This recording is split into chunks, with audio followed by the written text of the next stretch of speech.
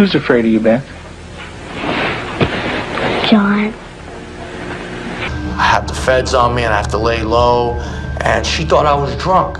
We could sit here and talk all day about my feelings for my sister. Kids laugh, play, and dream, but some kill without remorse. At ages when most are in school, these children became serial killers. Their interviews are cold, raw, and haunting, exposing a darkness that's hard to grasp. This countdown reveals 10 chilling interviews with child serial killers. Number 1 will shock you to your core. Number 10. Edmund Kemper. A heated argument ended with a gunshot that changed everything. On August 27, 1964, 15-year-old Edmund Kemper, standing 6 feet 9 inches tall, grabbed his grandfather's .22 caliber rifle and shot his grandmother Maud in the head in their North Fork, California kitchen. When his grandfather Edmund Sr. pulled into the driveway, Kemper shot him too, later saying he wanted to spare him the pain of finding his wife dead. I'm trying to show you just how awful this got, how commanding. This wasn't rage alone. Kemper admitted he killed to see what it felt like. His chilling words came from a 1991 interview with Stéphane Bourgoin, where he spoke with scary calm, showing no regret. Born December 18, 1948 in Burbank, California, Kemper's childhood was dark. His alcoholic mother, Clarnell, locked him in a basement, fearing he'd harm his sisters. By age 10, he was killing cats, even burying one alive. After 5 years at Atascadero State Hospital, Kemper was released at 21, his juvenile record expunged. But the darkness grew. Between May 1972 and April 1973, he killed 6 female hitchhikers in Santa Cruz, earning the name Co-Ed Killer. He used his mother's university sticker to lure victims like 23-year-old Rosalind Thorpe and 20-year-old Alice Liu.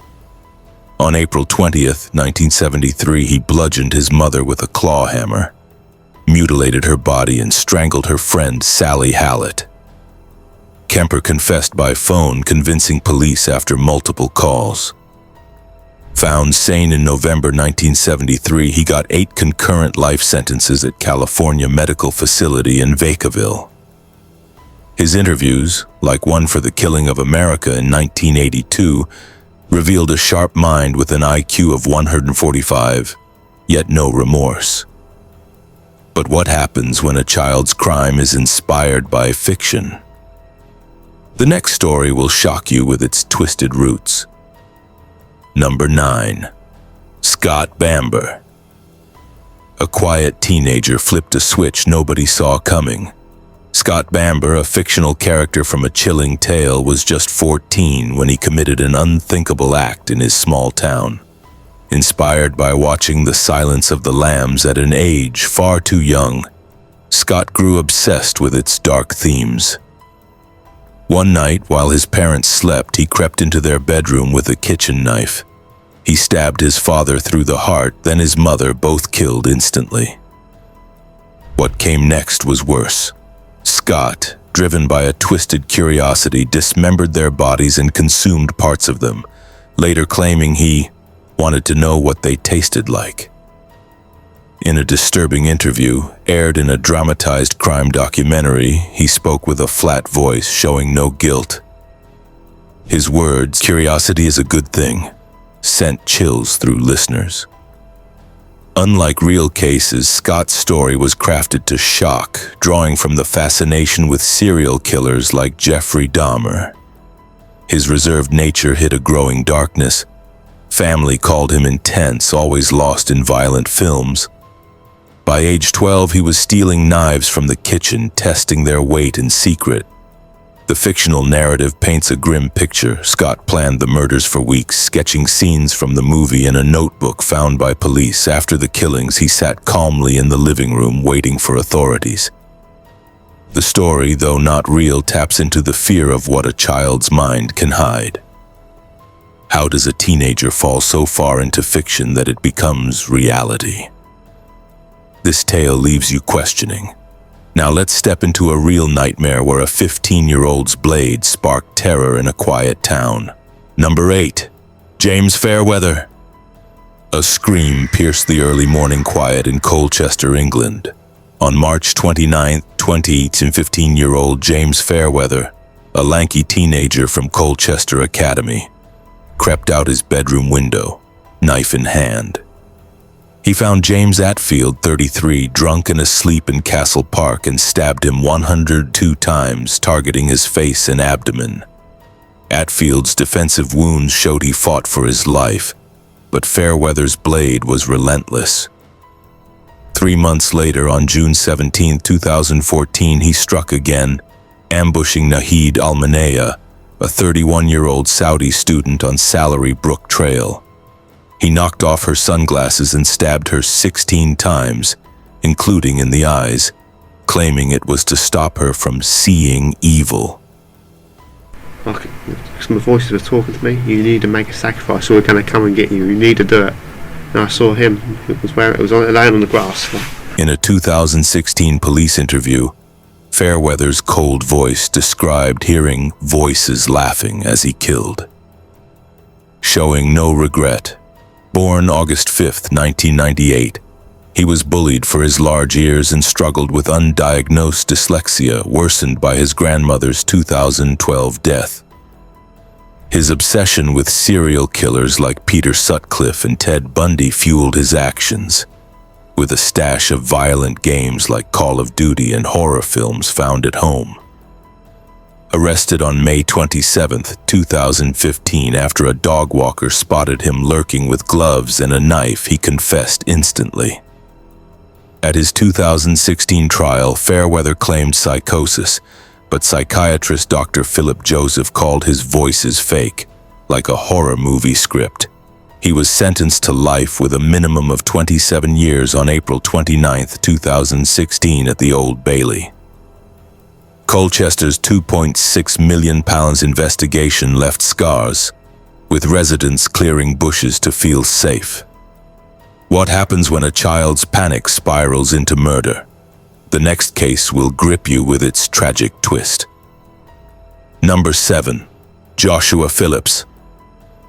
On November 3, 1998, a baseball game turned deadly in Jacksonville, Florida. Joshua Phillips, a 14-year-old ninth grader, was playing with his 8-year-old neighbor Maddie Clifton when he hit her in the face with a ball. She screamed, bleeding heavily. Terrified of his abusive father's reaction, Joshua dragged her inside his Lakewood home. There, panic took over. He beat Maddie with a bat, stuffed her under his waterbed, and when he realized she was still alive, he stabbed her 7 times in the chest and neck with a utility knife. For 7 days, he slept above her body while joining the search for her, as 800 volunteers scoured the area and a $100,000 reward was offered. On November 10th, his mother Melissa noticed a leak under his waterbed and found Maddie's body, her hand clutching the frame. Joshua, born March 17, 1984 in Allentown, Pennsylvania, confessed hours after his arrest at school. In a 2018 ITV interview with Susanna Reid, he spoke softly, saying, "I had no clue what death meant," claiming the act was accidental panic. Prosecutors challenged this, noting no backyard blood or baseball evidence, suggesting darker motives. Tried as an adult in July 1999 in Polk County due to publicity, Joshua was convicted of first-degree murder in 2 hours and sentenced to life without parole. A 2012 Supreme Court ruling led to a 2017 resentencing, keeping life but with a 2023 review. Now 41, he's shown remorse, but Maddie's family rejected his apology. I don't pretend to know or understand your pain. Was this fear or something sinister? Comment about your thoughts below. A single gunshot changed a school forever. Wait until you hear what drove a 13-year-old to pull the trigger next. Number 6. Nathaniel Brazil. On May 26, 2000, a Florida classroom became a crime scene. Nathaniel Brazil, just 13, stood in the hallway of Lake Worth Middle School gripping a .25 caliber handgun stolen from his grandfather's drawer. Days earlier, he'd been suspended for throwing water balloons. Now, back on the last day of school, he faced his favorite English teacher, Barry Grunow, 35, who refused to let him talk to two girls. Nathaniel raised the gun and shot Grunow in the forehead, killing him instantly in front of 30 students. Born September 22, 1986, Nathaniel was an honor student with no prior violence, but his home held 7 guns, one easily accessible. Arrested within minutes, he faced trial as an adult. In a 2001 jailhouse interview with Dateline NBC, Nathaniel's voice cracked as he said, "I miss being able to go outside, to live my own life." He expressed regret, asking to tell Grunow's widow, "I'm sorry," but his calm tone unnerved viewers. Convicted of second-degree murder on May 16, 2001, he got 28 years, with a release date of May 18, 2028, at Jackson Correctional Institution. I was holding the gun in my hand. My finger was on the trigger. I was holding it with both hands, holding it kind of tightly. He's earned a GED and paralegal certification inside. The case sparked debates over gun access. Florida had no safe storage laws then, and juvenile sentencing, with 1,200 kids tried as adults in Florida that year. Nathaniel's single shot left a community shattered and a teacher's family grieving. Was it impulse or anger? Tell us what you think in the comment section. A rifle in the hands of a teen turned a school into a nightmare. The next story will leave you questioning how it all went wrong. If you're gripped by this video so far, hit like and drop your thoughts in the comments. Stay tuned because the next 5 cases are out of this world. Number 5. Brenda Spencer. A quiet Monday morning turned into chaos on January 29, 1979 in San Diego, California. Brenda Spencer, a 16-year-old with red hair and a troubled home life, aimed a .22 caliber rifle given to her as a Christmas gift by her father out her bedroom window at Grover Cleveland Elementary School across the street. She fired 36 rounds, killing Principal Burton Ragg, 53, and custodian Mike Suchar, 56, while wounding 8 children and a police officer. Born April 3, 1962, Brenda struggled with depression and epilepsy, worsened by her father's neglect and her mother's absence. In a 1979 police interview, her voice was flat as she said, "I just started shooting. It was like target practice." When asked why, she replied, "I don't like Mondays," a chilling phrase that inspired a hit song by the Boomtown Rats. Police arrested her after a 6-hour standoff, finding 200 rounds of ammo in her home. Brenda Spencer told me what she did that day was not first-degree murder, which takes planning, but the lesser crime of manslaughter. Tried as an adult, she pleaded guilty to 2 counts of murder and assault on April 4, 1980, receiving 25 years to life at California Institution for Women. Parole has been denied 5 times, with her next hearing set for August 2025.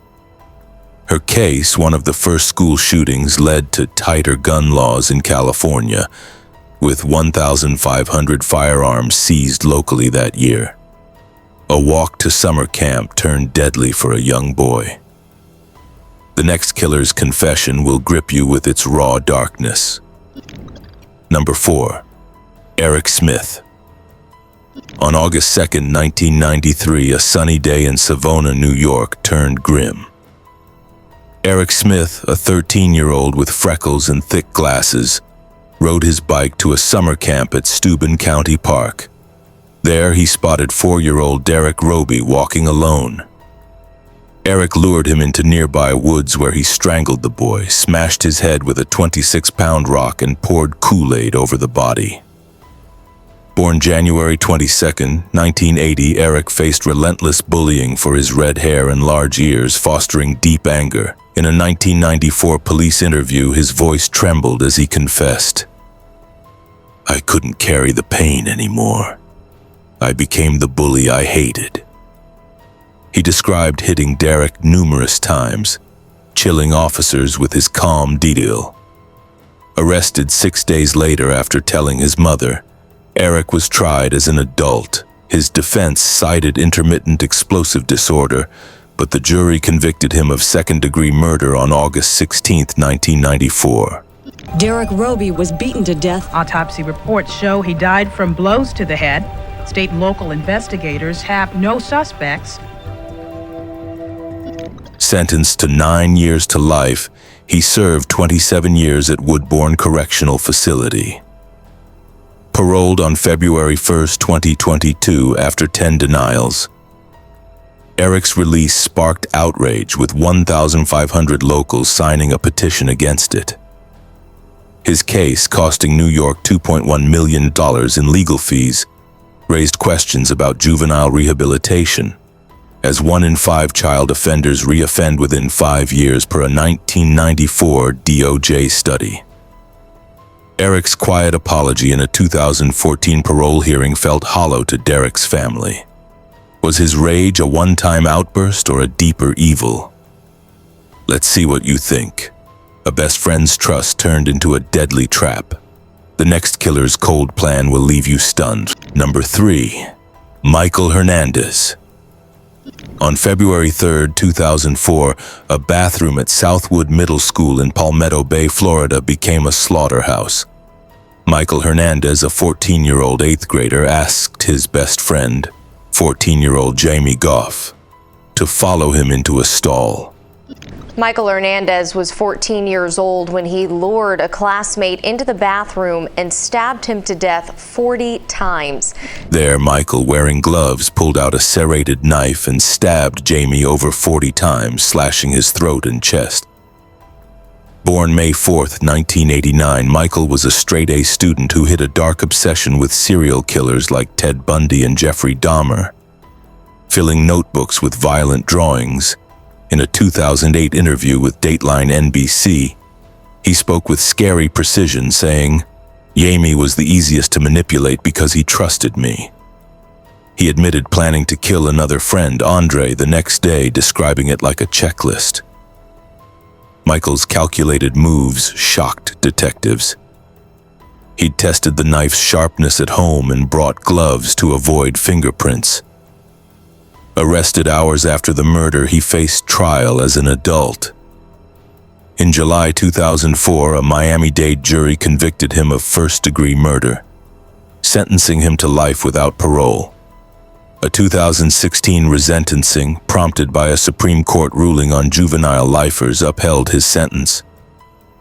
Michael died in prison on April 8, 2021, at age 31 from an undisclosed illness, leaving $1.2 million in county legal costs.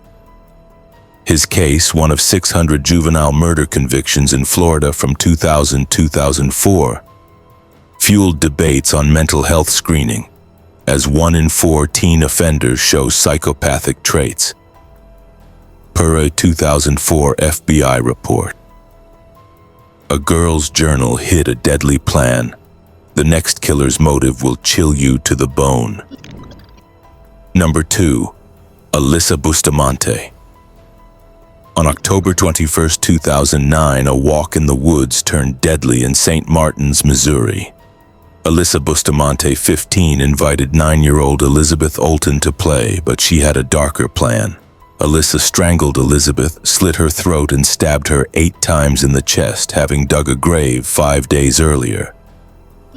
As 15-year-old Alyssa Bustamante was arraigned for the vicious murder of 9-year-old Elizabeth Olton.